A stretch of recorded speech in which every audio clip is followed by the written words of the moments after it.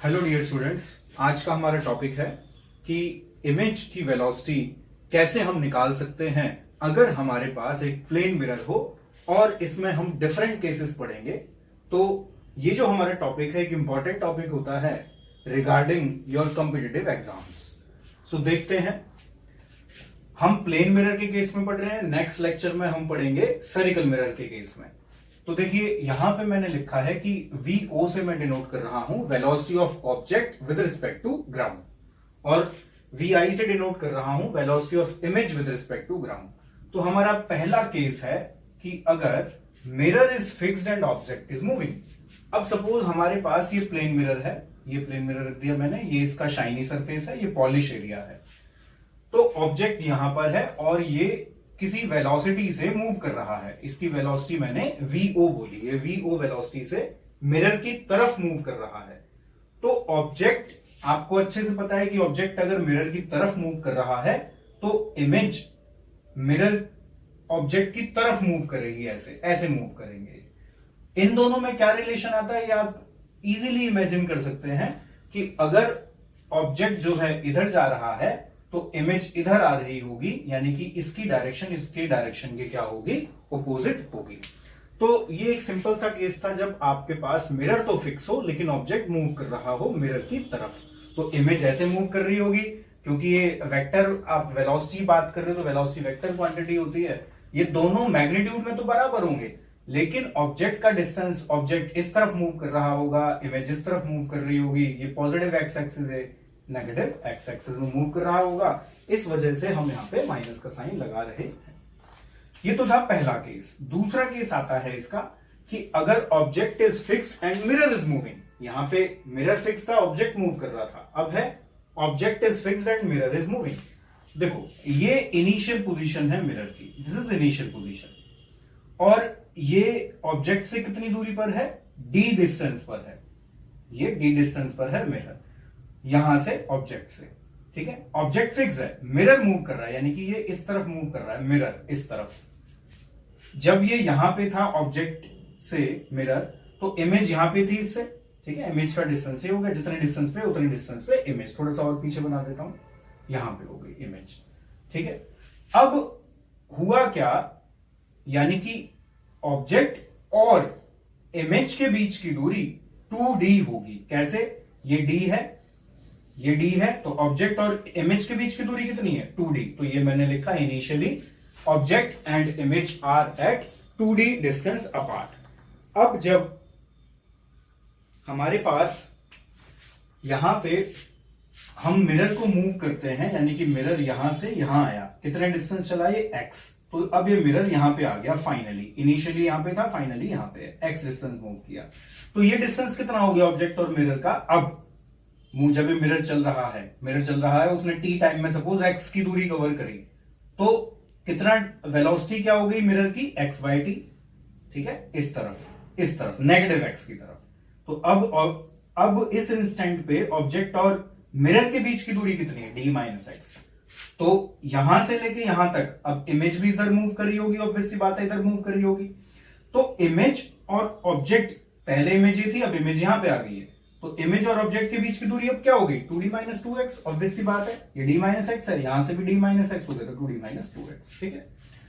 अब देखो सबसे इंपॉर्टेंट बात क्या है, अब क्योंकि मिरर इस तरफ चला है, कितना x, लेकिन पहले इन दोनों के बीच की दूरी कितनी थी, ऑब्जेक्ट और इमेज के बीच की दूरी 2D।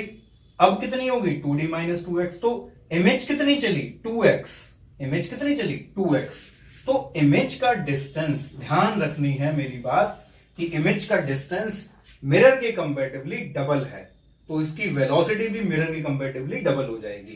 कहने का मतलब है कि अगर मिरर इधर चल रहा है, ऑब्जेक्ट फिक्स है, ध्यान रखें ऑब्जेक्ट फिक्स है, अगर मिरर इधर चल रहा है 5 की स्पीड से, तो इमेज 10 की स्पीड से भाग रही होगी, इस डायरेक्शन में ही, सेम डायरेक्शन में। ये एक इंपॉर्टेंट बात है, ध्यान रखें, ठीक है।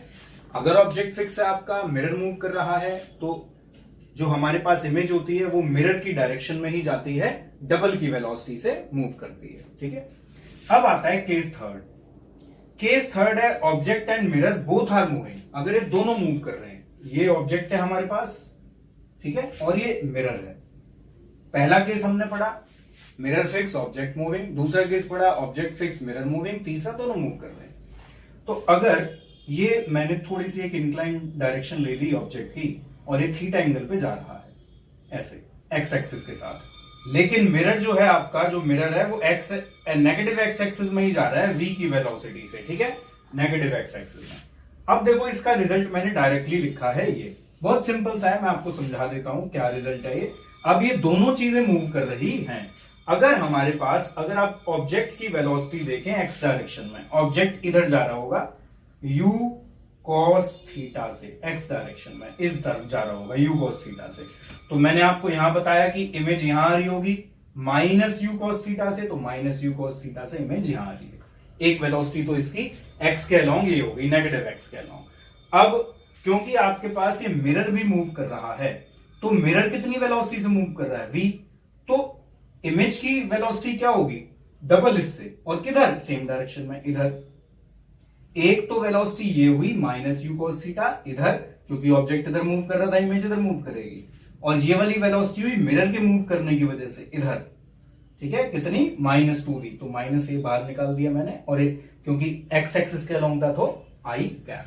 तो ये बात ध्यान रखनी है आपने कि हमारे पास ये जो दो वेलोसिटी हैं, एक तो आई है मोशन ऑफ द ऑब्जेक्ट की वजह से और दूसरी आई है मोशन ऑफ द मिरर की वजह से, ठीक है। अब ये वाली वेलोसिटी कौन सी है जी, देखो क्योंकि ऑब्जेक्ट आपका इंक्लाइन था एक थीटा एंगल पे, तो इसकी एक्स के अलोंग यू cos थीटा हो गई और वाई के अलोंग हो गई यू sin थीटा।